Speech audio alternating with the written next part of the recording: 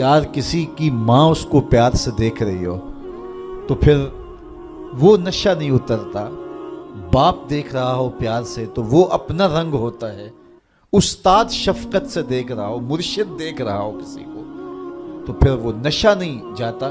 तो क्या तसव्वुर में बंदा डूब जाए कि मेरा रब मुझे देख रहा है। तो जब रब शफकत से, मोहब्बत से बंदे को देख रहा है तो फिर उसकी नमाज में क्यों लज्जत पैदा नहीं होगी, क्यों सरूर पैदा नहीं होगा, क्यों कैफियत का जहां आबाद नहीं होगा। तो फरमाया कि वो फिर खुशू करते हैं, गिड़गड़ाते हैं, रोते हैं, इज्ज़ो इनकिसारी करते हैं। उनकी नमाजें फिर किस इन्हिमाक के साथ, किस मोहब्बत के साथ, किस प्यार के साथ अदा होती है। उनके सजदों की कैफियत क्या होती है। एक रिवायत में आता है बंदे को पता चल जाए सजदे में जो उस पर रहमतें उतरती हैं तो वो सजदे से सर ही ना उठाए, इतनी रहमतें उसके ऊपर नाजिल हो रही होती। तो वो अपनी नमाजों में खुशू करते हैं, लिल्लाहियत के साथ, खुलूस के साथ, इज्ज़ो इनकिसारी के साथ, गिड़गड़ाते हुए, रोते हुए। अल्लाह अकबर। हुजूर अलैहिस्सलातु वस्सलाम जब नमाज पढ़ते थे तो ऐसे लगता था जिस तरह हुजूर के सीने में हंडिया पक रही है। इस तरह हुजूर अलैहिस्सलातु वस्सलाम का जो सीना अत्थर खौफ खुदा से, खशियत इलाही से जो है, वो इस तरह हुजूर के सीने की कैफियत थी। हंडिया के उबलने की जिस तरह आवाज़ होती है।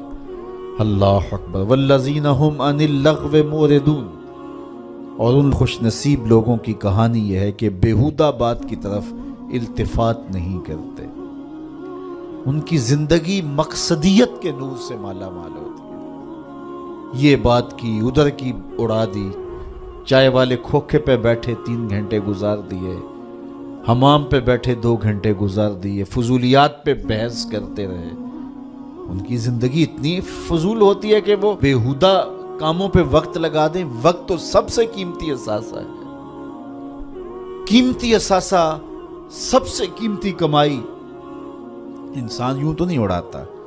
तो सबसे कीमती असासा जो हमें दिया गया वो वक्त। इमाम शाफी फरमाते हैं, मैंने फ़कीरों से 2 बातें ऐसी सीखी जिन्होंने मुझे बड़ा नफ़ा दिया। चूँकि जो अहलुल्लाह की बातें होती हैं वो बातों की इमाम होती हैं, चूँकि उनके मुशाहदात का निचोड़ होता है। हज़रत इमाम अहमद बिन हम्बल हज़रत बिशर हाफ़ी के पीछे दौड़ते थे तो किसी ने उनको कहा कि आप इतने बड़े आलिम हैं तो इस फ़कीर से क्या तलाश करते हैं। तो इमाम अहमद बिन हम्बल फरमाने लगे कि अहमद बिन हम्बल जिस रब को मानता है, बिशर हाफ़ी उस रब को जानता भी है। तो इनसे बड़ी बातें मिलती हैं हमें। तो कहा फ़कीरों की 2 बातों ने मुझे बड़ा ही फ़ायदा दिया। उनमें से एक बात ये, अल वक्तो सैफुन कातिउन, वक्त काट देने वाली तलवार है। अगर वक्त को तुम नहीं काटोगे तो वक्त तुम्हें काट देगा। कहा इस बात ने मुझे बड़ा नफ़ा दिया और मेरा वक्त बचाया, वरना हमारा कितना वक्त बर्बाद हो जाता है। किसने कितने स्कोर किए जी, किसने कितने जो है वो आउट किए, और कौन किस मैच में कितने जो है उसने स्कोर बनाए, इस पे मैंने देखा 2-2 घंटे लोग बात कर लेते हैं। इतना वक्त लोगों के पास होता है। मकसद क्या है इसका, मुद्दा क्या है। टेलीविज़न पे टॉक शोज चल रहे होते हैं ऐसे मौज़ूआत पे, तो हैरत होती है कि इतना कीमती वक्त और हम बहसियत कौम खड़े कहाँ हैं इस वक्त दुनिया में, और हमारे पास इतना ज़ायद वक्त है कि हम किन उमूर पे बहस कर रहे हैं। कोई बंदा बाहर से आया ना तो उसने देखा कि फाटक बंद है और लोग साइकिल सर पे उठा के, और मोटरसाइकिल भी जो है वो किसी तरह से घसीट के जो है वो रेलवे लाइन अबूर कर रहे हैं। तो वो बड़ा मुतासिर हुआ कि इतनी जिम्मेदार कौम है कि जो गाड़ी के आने का इंतज़ार भी नहीं करती और इनको अपने मकसद पर जाने के लिए, काम पर जाने के लिए इस कदर इनको जल्दी है कि ये साइकिल भी सड़क पे उठा के सड़क अबूर कर रहे हैं। तो खैर जब फाटक खुला तो वो गया तो देखा आगे बंदरिया का तमाशा लगा था, 600 आदमी वहाँ खड़ा था। उसने कहा अच्छा इसकी जल्दी थी सबको। तो हमारा तो कितना वक्त बंदरिया के तमाशे को देखते हुए गुजर जाता है, जब हम बहसियत कौम दुनिया में کہاں کھڑے ہیں، تو ہمیں تو اپنے ایک ایک لمحے کی قدر کرنی چاہیے۔ کاروباری لوگوں کو بھی آگے بڑھنا چاہیے، علماء کو بھی اپنے وقت کی قدر کرنی چاہیے، عوام کو بھی کرنی چاہیے۔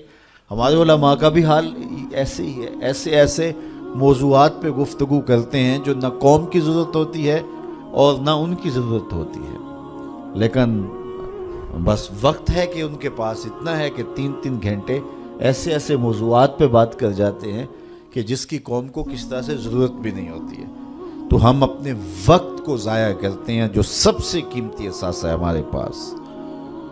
حضرت امام ابو بکر بن داسا کہتے ہیں، میں امام ابو داود سے ملا، یہ جنہوں نے سنن ابی داؤد لکھی ہے، تو کہتے ہیں کہ وہ فرمانے لگے کہ مجھے اللہ کے رسول صلی اللہ علیہ وآلہ وسلم کی 6 لاکھ حدیثیں زبانی یاد ہیں۔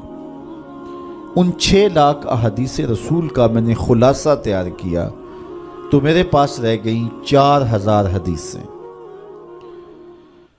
پھر میں نے زہد، مناقب، فضائل، قصص اور پچھلی امتوں کے تذکروں پر مشتمل حدیثوں کو الگ کر دیا۔ جن احادیث سے صرف مسائل شرعیہ کا استنباط و استخراج کیا جا سکتا تھا، میں نے ان کو الگ کیا تو میرے پاس رہ گئیں 800 حدیثیں۔ ان 800 احادیث سے ہی پورے دین کو سمجھا جا سکتا ہے۔ جس طرح کہ قرآن مجید کی آیات میں سے 500 آیات ایسی ہیں جن سے احکام شرعیہ ثابت ہوتے ہیں، باقی کچھ پچھلی امتوں کے تذکرے ہیں، کچھ تنذیر ہے، جہنم سے ڈرایا گیا ہے، تحذیر ہے، اور کچھ تبشیر ہے، جنت کا بتایا گیا ہے، اس کے نقشے بیان کیے گئے ہیں، پچھلی قوموں پر آنے والے عذاب، ان کے اسباب بیان کیے گئے ہیں، اور بہت ساری چیزیں بیان کی گئی، لیکن جن سے احکام ثابت ہوتے ہیں ان کی تعداد، ان آیات کی، آیات الاحکام جو ہیں ان کی تعداد 500 ہے۔ اسی طرح لاکھوں احادیث کا خلاصہ جو تیار کیا، تو جن احادیث سے احکام کا ثبوت ہوتا ہے اور مسائل شرعیہ کا استنباط و استخراج کیا جاتا ہے، ان کی تعداد ہے 800۔ تو حضرت امام ابو داؤد کہتے ہیں میں ان 800 احادیث کا ایک اور خلاصہ تیار کیا تو میرے پاس رہ گئیں 4 حدیثیں، اور ان 4 حدیثوں کے بارے وہ فرماتے ہیں اساس الاسلام ہیں، اسلام کی جڑ ہیں، اسلام کی بنیاد ہیں۔ ان میں سے ایک حدیث یہ ہے، من حسن اسلام المرء ترکہ ما لا یعنی ہے، کسی شخص کے اسلام کا حسن یہ ہے کہ وہ ہر بے مقصد کام کو چھوڑ دیتا ہے، ترک کر دیتا ہے۔ تو جب بے مقصد کاموں کو ہم چھوڑ دیں گے تو ہمارے پاس پھر وقت کا مصرف بڑا خوبصورت ہوگا، لیکن ہمارا کتنا وقت بے مقصد کاموں میں گزرتا ہے۔ میرے ایک دوست کہتے ہیں یہ جو ہم موبائل سنتے ہیں اس میں ہور سناؤ نکال دیں تو کتنا وقت بچ جاتا ہے۔ بات تو 1 آدھے منٹ کی ہوتی ہے، وہ کہتے ہیں ہور سنا تو کتنا وقت اس میں ہمارا برباد ہو جاتا ہے۔ تو ہم اپنے وقت کی قدر کریں، ایک ایک لمحے کی قدر کریں۔ جو قومیں اپنے وقت کو بچاتی ہیں، وقت کی قدر کرتی ہیں، وہی سرخرو اور سربلند ہوتی ہیں۔ پھر لغو کاموں سے اپنے آپ کو بچایا جائے۔ یہ ان لوگوں کی کہانی بیان کی جا رہی ہے جو فالح ہیں، کامیاب ہیں، جن کی دنیا بھی بہتر ہے، جن کی آخرت بھی بہتر ہے۔ قرآن نے پورا نصاب دیا ہے۔ یہ سورہ مومنین کی ابتدائی 11 آیات ذرا ان کو ملاحظہ کیجئے۔ کامیاب شخص جو دنیا اور آخرت دونوں میں فالح اور کامیاب ہے، اس کی صفات کیا ہیں، ان کو ہم اختیار کر لیں۔ یہ اتنی بڑی باتیں ہیں کہ ہماری زندگی کو نور دینے کے لیے یہ باتیں کافی ہیں، چونکہ یہ ہمارے رب نے ہماری رہنمائی فرمائی ہے۔ والذین هم عن اللغو معرضون، وہ لغویات سے اپنے آپ کو بچاتے ہیں اور محفوظ رہتے ہیں لغویات سے، اور بیہودہ باتوں کی طرف التفات نہیں کرتے، توجہ نہیں کرتے۔ والذین هم للزکاۃ فاعلون، اور وہ زکوٰۃ ادا کرتے ہیں، چونکہ زکوٰۃ ادا کرنے سے حب دولت کم ہوتی ہے۔ اقبال نے بھی کہا تھا حب دولت تلف می سازت زکوٰۃ، زکوٰۃ حب دولت کو کم کرتی ہے۔ جب انسان زکوٰۃ بھی نہیں دیتا اپنے مال سے تو اس کے دل میں دنیا کی محبت، دولت کی محبت چمٹ جاتی ہے جو اس کا چین چھین لیتی ہے۔ اور اگر زکوٰۃ دیتا ہے تو پھر حب دولت کم ہوتی ہے، اور اگر وہ راہ خدا میں مزید صدقات دیتا ہے، خیرات کرتا ہے، تو پھر دولت کی آزمائشوں سے اور دولت کے ساتھ جو فتنے آتے ہیں ان سے وہ بچ جاتا ہے۔ دولت جب آتی ہے تو اپنے ساتھ بہت سارے فتنے لے کر آتی ہے، تو وہ فتنوں سے بچنے کے لیے صدقات کثرت کے ساتھ دیے جائیں، دولت راہ خدا میں خرچ کی جائے، تو پھر فتنوں سے بھی بچے گا اور وہ گناہوں کا کفارہ بھی بنے گی۔ تو وہ زکوٰۃ دیتے ہیں، اور یہ بات ذہن میں رکھیں، زکوٰۃ دینے سے یا صدقہ دینے سے دولت کم نہیں ہوتی۔ میرے حضور نے ارشاد فرمایا، قسم کر کے ارشاد فرمایا، حضرت ابو کبشہ الانماری رضی اللہ تعالی عنہ سے مروی ہے، حضور نے 7 چیزیں ارشاد فرمائیں، جن میں 4 چیزیں حضور فرمایا بغیر قسم کے بیان کرتا ہوں، اور 3 چیزیں میرے حضور نے فرمایا میں قسم کر کے بیان کرتا ہوں۔ اللہ اکبر! جب حضور رب کی قسم کریں تو پھر کتنی بڑی بات ہوگی۔ تو فرمایا میں اللہ کی قسم اٹھا کے کہتا ہوں، ان میں سے ایک بات فرمایا، ما نقص مال عبد من صدقہ،